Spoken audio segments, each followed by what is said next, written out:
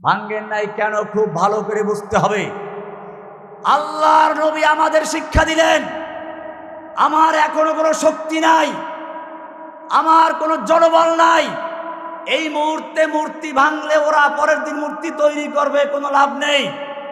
তার চেয়ে আমি দাওয়াতের মাধ্যমে মানুষের মনের ভিতর থেকে মূর্তি ভেঙে দেই, মানুষের মধ্যে মূর্তির প্রতি ঘৃণা সৃষ্টি করি। যেদিন মানুষের অন্তরের ভিতরে মূর্তির প্রতি ঘৃণা তৈরি হবে, সেদিন রাস্তার মোড়ে মোড়ে থেকে বড় বড় পাথরের তৈরি মূর্তি কেরেন লাগিয়ে টেনে তারপরে নদীতে পাঠিয়ে দিবে। পালায় নাই?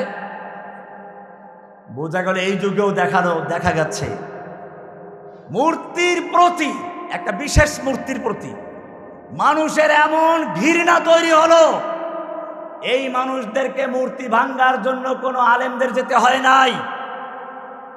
ওই স্কুলের ছেলেরা, কলেজের ছেলেরা, ইউনিভার্সিটির ছেলেরা, নটরডেমের ছেলেরা, ইংলিশ মিডিয়াম স্কুলের ছেলেরা শেখ মুজিবের মূর্তির গলায় ক্রেনের রশি লাগিয়ে টেনেছে, ভেঙ্গে গুড়ি গুড়ি করে দিয়েছে। আমাদেরও মনে রাখতে হবে, এই সমাজে আমরা দু চারটা মুড়ি ভাঙব না। আমরা এই দেশের ভিতরে প্রত্যেকটা মানুষের অন্তরে তাওহীদের বাতি জ্বালিয়ে তাদের ভিতরে মূর্তির প্রতি এমন ঘৃণা তৈরি করব যে প্রত্যেকটা মানুষ এই মূর্তিগুলো তারা নিজেরাই ভাঙতে তৈরি হয়ে যাবে। আমরা সেই অপেক্ষায় আছি। এজন্য আপনাদেরকে বলবো, বেশি বেশি দাওয়াতের কাজ করা। উচ্ছৃঙ্খলতা অথবা বিশৃঙ্খল কোনো কাজ করার জন্য আমরা কখনোই বলি না। মনে রাখবেন, আমরা আগেও বলেছি, গণজাগরণ মঞ্চ যেরকম ভাবে বাংলাদেশে একটা নাস্তিক জাগরণ তৈরি করতে চেয়েছিল, আমরা তার বিরুদ্ধে একটা তাওহীদের জাগরণ তৈরি করতে চেয়েছিলাম। স্কুল কলেজ মাদ্রাসার ছাত্রদের মধ্যে তাওহীদের জাগরণ তৈরি করতে। আমি সেদিনও বলেছিলাম, সব গুরিজা হো গিয়া আখের জলওয়ায়ে খুরশিদ সে, ই চমন মামুর হোগা নগমায়ে তাওহীদ সে। এই সমাজের অন্ধকারকে ঝাড়ু দিয়ে পিটিয়ে দূর করা যাবে না। আল্লামা আজিজুল হক সাহেব বলতেন, অন্ধকারকে ঝাড়ু দিয়ে পিটিয়ে দূর করা যায় না, অন্ধকারকে দূর করতে হলে আলো জ্বালাতে হয়। কি জ্বালাতে হয়? তাওহীদের আলো জ্বালাতে হবে।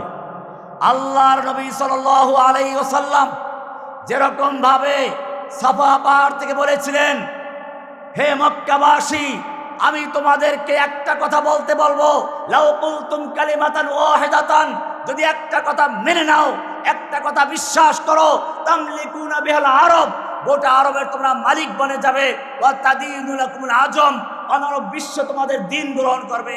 মক্কার লোকেরা পাগল হয়ে গেল, বলো সেই একটা কথা কি? একটা কথা মানলে আমরা গোটা আরবের মালিক বনে যাব। আল্লাহর নবী সাল্লাল্লাহু আলাইহি ওয়াসাল্লাম যখন বললেন, ইয়া আইয়ুহান নাস কুলু লা ইলাহা ইল্লাল্লাহ তুফলিহুন, সেই একটা কথা আর কিছু না, সে হচ্ছে লা ইলাহা। সঙ্গে সঙ্গে একটু আগে যেই মক্কার নেতারা আল আমিন বলে খেতাব দিল, একটু আগে যারা বলো বিশ্বাস করব, সেই লোকগুলো আল্লাহর নবীর বিরুদ্ধে দাঁড়িয়ে গেল। আবু লাহাব, আবু জাহাল আল্লাহর নবীকে মারার জন্য উদ্যত হলো। আল্লাহর নবীর পক্ষে একটা লোক খুঁজে পাওয়া গেল না। আল্লাহ তাআলা আসমান থেকে ওহী নাযিল করলেন, তাব্বাত ইয়াদা আবি লাহাব। আমরা এই যুগেও দেখেছি, এই যুগেও যখন আমরা তাওহীদের কথা বলেছি, যখন আমাদের অত্যাচার জুলুম এসেছে, আমাদের পক্ষে কেউ দাঁড়ায় না, কারণ পক্ষে দাঁড়ালে তাকেও জেলে যেতে হবে। সেজন্য আমি মনে করি আমাদের এখন সুযোগ আছে ব্যাপকভাবে তাওহীদের দাওয়াত দেওয়া, ব্যাপকভাবে কাজ করা, তাওহীদের আলো জ্বালিয়ে এই শিরিক বিদআতের সমাজকে আবার নুরানি করা। আমি এজন্য যারা বিভিন্ন বিদআতি আছে, সুন্নি আছে, তাদেরকেও বলবো যে আপনারাও যদি সত্যিকার অর্থে আল্লাহকে ভালোবাসেন, আল্লাহর রাসূলকে ভালোবাসেন, আপনারাও একই ময়দানে চলে আসুন। আর কোনো ভেদাভেদ নয়, এক ময়দানে এসে, ওই যে কবি ইকবাল বলেছিলেন, মানফাত এক है इस कौम की नुकसान भी एक ही सबका दीन है, एक ही सबका ईमान, दीन भी ईमान भी एक, अल्लाह हरम पाक भी एक, का हरम पाक भी एक, अल्लाह भी एक, दीन भी एक, क्या बुरी बात ही होते जो मुसलमान भी है। কাজী আমরাও বলবো যে আমরাও এক হয়ে যাই, বিভিন্ন দলে বিভিন্ন ভেদাভেদ দূর করে ঐক্যবদ্ধ হয়ে মাঠে অবতরণ করি। আল্লাহ তাআলা অবশ্যই আমাদের সাহায্য করবেন। আমার আসলে কথা বলার মতো শক্তিই নেই, আর বিশেষ করে দাঁতের মধ্যে কিছু আমি ওই কি বলে এটাকে, দাঁত আসার সময় ভৈরবে একটা হাসপাতাল থেকে দাঁত বাধাই করে এসেছি, কথা বের হচ্ছে না, এলোমেলো হচ্ছে। এই জন্য আপনাদের কাছে দোয়া প্রার্থী, আমি আর কথা বাড়াচ্ছি না। আল্লাহ যেন আমাকে সুস্থ করে দেন। আমার বিশেষ করে পায়ে সমস্যা হয়ে গেছে বড় ধরনের। এটা প্রথম তো ডাক্তাররা বলেছিল পা কেটেই ফেলতে হবে, এখন আবার বলছে অপারেশন করতে হবে। অপারেশন করলেও আগের মতো নাকি হবে না। তো এভাবে এখন একটা কঠিন অবস্থায় আছি। দীর্ঘদিন পর্যন্ত আমাদের কোনো চিকিৎসা করানো হয় নাই। আজকেও এক ভাই আমাকে ফোন করে বলল জেলখানার থেকে, হাফেজ বোরহানুদ্দিন অসুস্থ, জেলখানায় চিকিৎসার জন্য তাকে বাহিরে পাঠানো হচ্ছে না। আমাদের জন্য চিকিৎসা ছিল না, অসুস্থ হয়ে মারা যায়। হাফেজ ইয়াহিয়া হুজি মামলার আসামি অসুস্থ হয়ে কারাগারের ভিতরে যে হাসপাতাল সেখানে গেছেন, ভর্তি করা নেয়, পাঠাই দিল। আমি দেখতেছিলাম দূর থেকে, একবার উঠে একবার বসে। লাস্টে যখন আসলো 5 মিনিট পরেই আবু তাহের ভাইয়ের বুকের সাথে হেলান দিয়ে বসে আছে। আমরা বুঝতে পারলাম যে হয়তো বাঁচবে না। বললাম যে মেডিকেলে গিয়ে ভর্তি হন। না না, আমাকে মেডিকেলে নিও না, আমি মরতে এসেছি, আমাকে তোমার মুখে পানি দাও, আমাকে কালেমা পড়াও, তালকিন করো। একটু পরে সে মারা গেল। হাফেজ ইয়াহিয়া ভাই, যারা চিনেন, একজন আলেম হাফেজ, মুফতি আব্দুল সালাম, মাওলানা আব্দুল সালাম জেলখানায় মারা গেছেন। মুফতি আব্দুর রউফ জেলখানায় মারা গেছেন। এরকম কত লোক জেলখানায় মরে যাচ্ছে, চিকিৎসা নাই এদের জন্য। এই ভাইরা এখনও জেলখানা, শেখ ফরিদ, মাওলানা শেখ ফরিদ আছে, মাওলানা সাব্বির আছে, এই মাদানীনগর মাদ্রাসার ওস্তাদ মাওলানা আলী আকবর সাহেব আছেন। একটা সরল সহজ মানুষ, তাবলিগ করে, ওই জেলখানার ভিতরে বসে তাবলিগ করে। আমি না হয় জঙ্গি, আমার 3টে মামলা আছে, সন্ত্রাসী মামলা। কি মামলা? তার মানে আমি ত্রিপল সন্ত্রাসী। আমাকে বানানো হলো আনসারুল্লাহ বাংলা টিমের প্রধান। আনসারুল্লাহ বাংলা টিমে বাংলাদেশ কোন দল আছে বলে আমার জানা নাই। প্রধান দূরের কথা, আমি কখনো কোনো দল করি নাই। আমি কোরআনের কথা বলেছি, হাদিসের কথা বলেছি, ইসলামের কথা বলেছি, আল্লাহর নবীর অবমাননার বিরুদ্ধে কথা বলেছি। সেজন্য এখনো এই জঙ্গি নাটক কারো কাছে যদি ফাজাইলে আমলের বই পর্যন্ত দিয়ে বলেছে জেহাদি বই পাওয়া গেছে। ফাজাইলে আমল কোনো জেহাদের বই? হিসনুল মুসলিম দোয়ার একটা বই, দেখালো কি জঙ্গি বই পাওয়া গেছে। এখন এই চক্রান্ত শেষ হয় নাই। গতকালকে একজনকে যে গ্রেপ্তার করেছে হিজবুত তাহরির ইমতিয়াজ। হিজবুত তাহরিরের সব ব্যাপারে আমরা একমত না। আমি যেহেতু ঐক্যের কথা বলি, এজন্য ক্লিয়ার করতে চাই, হিজবুত তাহরিরের সঙ্গে আমাদের অত বেশি দ্বিমত নাই। ওরা এমনি হানাফি মাযহাবের অনুসরণ করে, আকীদার ক্ষেত্রে একেবারে খারাপ না। শুধু একটা জায়গা পার্থক্য, নুসরা। তারা বলে কি যে ইসলামের বিজয়ের জন্য সেনাবাহিনীর কাছে নুসরাত সাহায্য চাইতে হইবে, আল্লাহ রাসূল সাহায্য চেয়েছেন। তো একটা বিষয়, তাদের ইজতিহাদি বিষয়, তারা এটাকে ওয়াজিব মনে করে। আমি বলেছি যে এইটা বিষয়টা এরকম না। আপনার ওলামায়ে কেরামদের সঙ্গে মিশেন, ওলামায়ে কেরামদের তত্ত্বাবধানে আসেন, কাজ করেন, ইনশাআল্লাহ আপনাদের সহি বুঝ চলে আসবে। এই ইমতিয়াজের সাথে আমি বৈঠক করেছি জেলখানাতে। গতকাল দেখলাম তাকে গ্রেপ্তার করেছে। এখন এই জঙ্গি নাটক শেষ হয় নাই। মনে রাখবেন, হিজবুত তাহরিররা কোনো জঙ্গি না। ওরা শুধু লিফলেট বিতরণ করে খেলাফতের নাম বলে। ওদের সঙ্গে আমার একটা মৌলিক পার্থক্য আছে নুসরার ব্যাপারে নিয়ে। ওরা নুসরাটাকে, সাহায্য চাওয়াটাকে ওয়াজিব মনে করে। আমরা মনে করি এটা একটা সুন্নাত মিনাস সুনান।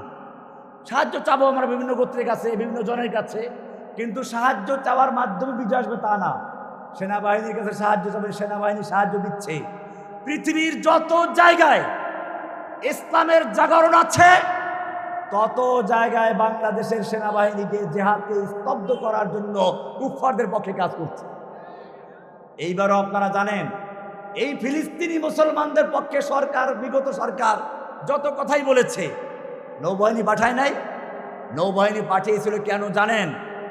যাতে করে নৌপথে, সাগর পথে হামাসের কাছে কোনো অস্ত্র পৌঁছতে না পারে সেই পাহারাদারি দায়িত্ব ছিল বাংলাদেশের সেনাবাহিনীর কাছে। তারপরে ওই যে কঙ্গো কিংসাসা, তারপরে যে পূর্ব তিমুর, দক্ষিণ সুদান, সব জায়গায় মুসলিমদেরকে ঠ্যাঙ্গানোর জন্য বাংলাদেশ সেনাবাহিনী কাজ করেছে। এই জন্য মনে রাখবেন, আমি বাংলাদেশ সেনাবাহিনীকে বলবো, আপনারা বাংলাদেশের মুসলমানদের সন্তান, বিশেষ করে আপনারা এইবার সঠিক ভূমিকা নিয়েছেন। স্বৈরাচারী শাসকের পক্ষ না নিয়ে, পুলিশের ভূমিকায় না গিয়ে আপনারা তাওহীদি জনতার পক্ষে দাঁড়িয়েছেন, এজন্য আপনাদেরকে ধন্যবাদ। কিন্তু মনে রাখতে হবে, আপনারা মুসলমানদের সন্তান। এই বাংলাদেশে ইসলামের জাগরণ শুরু হয়েছে ইনশাআল্লাহ। শেখ হাসিনা 41 সালের মধ্যে কি করতে চেয়েছিল, আমি মনে করি 41 সালের মধ্যে বাংলাদেশের সংসদে ইনশাআল্লাহ কালেমার পতাকা পথ করবে। 41 সালের মধ্যে বাংলাদেশের আদালতগুলো কোরআনের আদালতে পরিণত হবে ইনশাআল্লাহ। সেজন্য কাজ করতে হবে। আমি সেনাবাহিনীকে বলবো, আপনারা আপনাদের সর্বশক্তি দিয়ে বাংলার জমিনে কোরআনের রাজ কায়েম করার জন্য কাজ করুন। যাই হোক, আমি একটা বিষয় নিয়ে আলোচনা করছিলাম। আমাদের মনে রাখতে হবে, এখন জামাত ইসলাম বলেন, হিজবুত তাহরীর বলেন, কওমি অঙ্গন বলেন, আলিয়া বলেন, আহলে হাদিস বলেন, সালাফি বলেন, দেওবন্দি বলেন, বেরলভী বলেন, আমাদের উচিত সব ঐক্যবদ্ধ হয়ে মাঠে অবতরণে হওয়া। কারণ সকলেই আল্লাহকে ভালোবাসে। বেদাতিরাও আল্লাহকে ভালোবাসে। তাদের মধ্যেও তাহাজ্জুদ পড়ার লোক আছে। তারা ইয়া নবী সালাম আলাইকুম বলে আল্লাহ রসুলকে ভালোবেসে, ভুল করে, তারা ভুল করে। এগুলোর জবাব আমরা এলমিভাবে দিব ইনশাআল্লাহ। তাদেরকে দূরে সরাবো না। স্কুল কলেজের ছেলেপেলে ভুল করতে পারে, আমরা তাদেরকে সরিয়ে দেব না। স্কুল কলেজের ছেলে মেয়েদেরকেও বলবো, যে সকল ছাত্র ভাইয়েরা আমাদেরকে ভালোবাসেন, আপনারা ওলামায়ে কেরামদের নেতৃত্বে চলে আসুন। আমাকে হয়তো অনেকে এখন বলে যে জসিম ভাই আগে ঠিক ছিল, এখন ভুল করছে ওলামায়ে কেরামদের সাথে গিয়ে। না ভাই, আগেও আমি আলেমদের সাথেই ছিলাম, এখনো আছি। আগেও আমার লেকচার আছে, কিয়াদাতুল উলামা।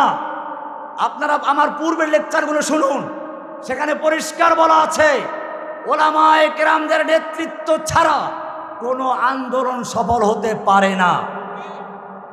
সেজন্য আমাকে যারা ভালোবাসেন, সাধারণ শিক্ষিত স্কুল কলেজ ইউনিভার্সিটি ছাত্র ভাইয়েরা, আপনাদেরকে আজও আহ্বান করেছি, আগেও করেছি, ওলামায়ে কেরামের নেতৃত্বে চলে আসুন।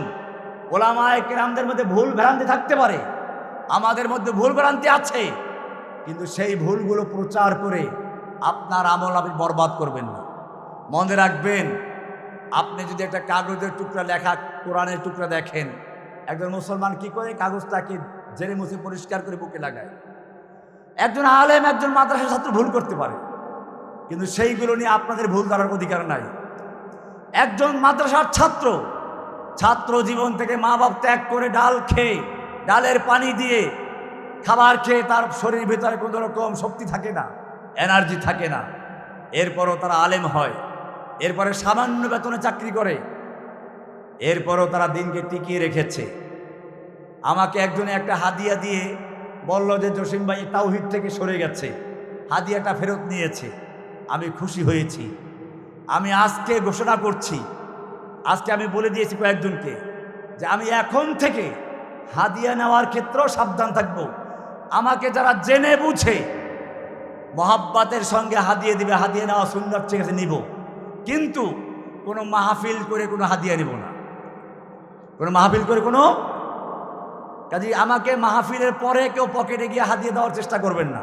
যে কোনো জায়গায় যাই, আল্লাহ তাআলা আমাকে জেলখানায় লালন পালন করেছেন, আমি সচক্ষে দেখেছি। আমার যখন যেটা প্রয়োজন হয়েছে, আমার লুঙ্গি দরকার, কোত্থেকে লুঙ্গি এসে গেছে, গেঞ্জি দরকার, লুঙ্গি গেঞ্জি এসে গেছে, খাবার দরকার, সব এসে গেছে।